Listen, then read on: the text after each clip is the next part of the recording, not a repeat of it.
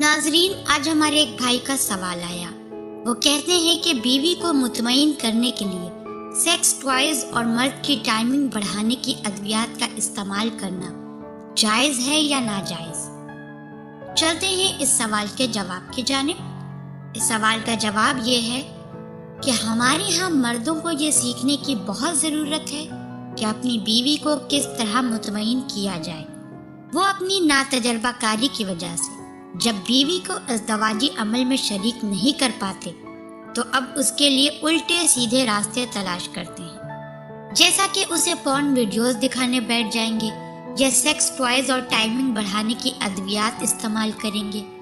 शायद इस तरह उनकी ठंडी बीवी गर्म हो जाएगी और उनके साथ अज़दवाजी अमल में शरीक हो जाएगी।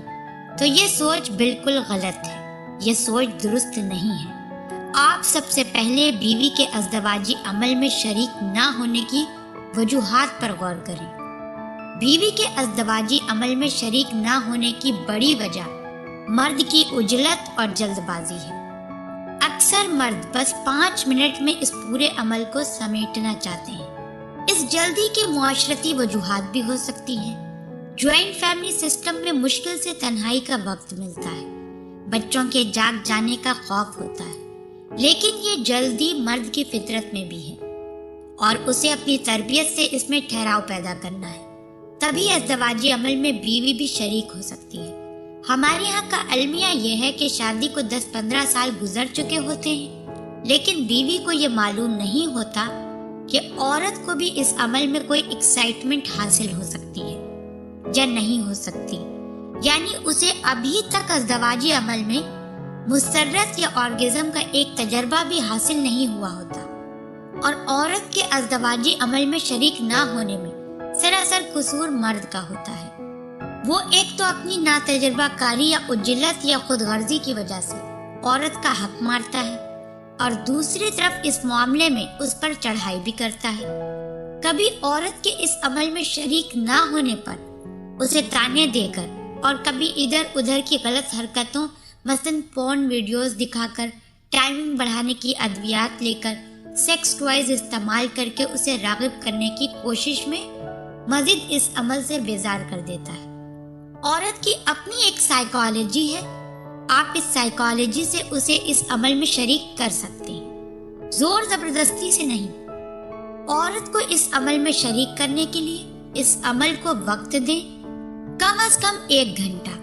जल्दी जल्दी मुमारी ना करें, उसे काम समझकर ना करें, वक्त निकाल कर करें तो उसकी रग़बत पैदा होगी। वक्त औरत की जिस्मानी ज़रूरत है और नफ्सियाती भी।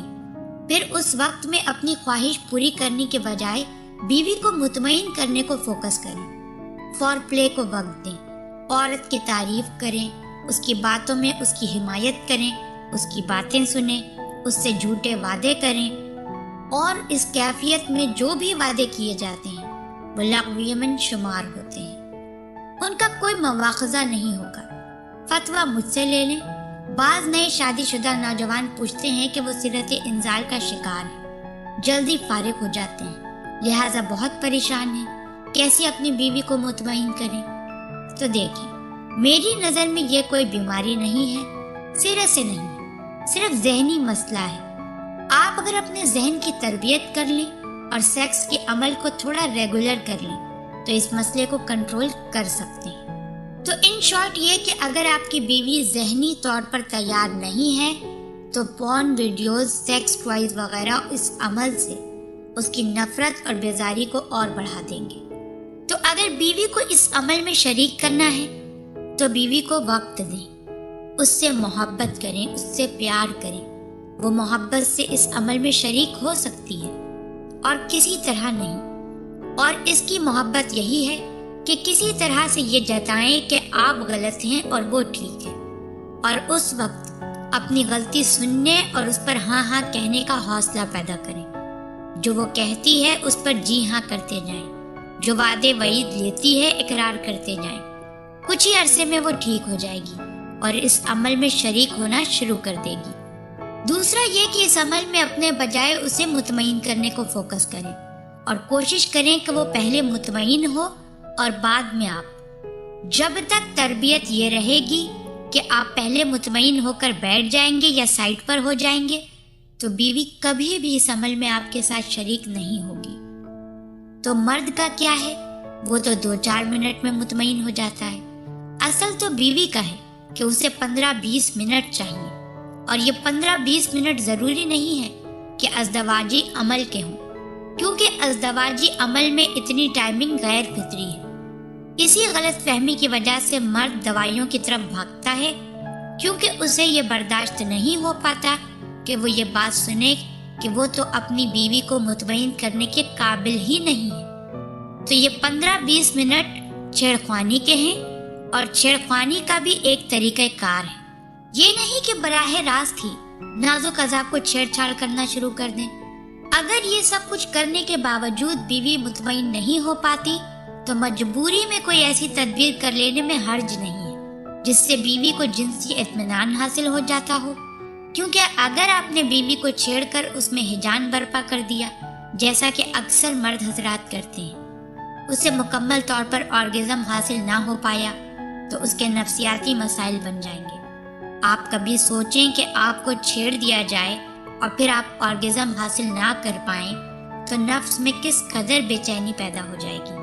تو یہی بعض اوقات عورتوں کی بھی کیفیت ہو جاتی ہے۔ مرد انہیں چھیڑ تو بیٹھتے ہیں لیکن مطمئن نہیں کر پاتے، اور بعض اوقات تو خود عورت کو سمجھ نہیں آتی کہ اس کے ساتھ ہوا کیا، اور وہ اس عمل ہی سے بیزار ہو جاتی ہے، اور بعض اوقات شرم و حیا کی وجہ سے خاموش رہتی ہے، لیکن اس عمل سے نفرت کرنا شروع کر دیتی ہے، کیونکہ اس کے خیال میں اس میں مسرت صرف مرد کے لیے ہے اور عورت کا کام صرف برداشت کرنا ہے۔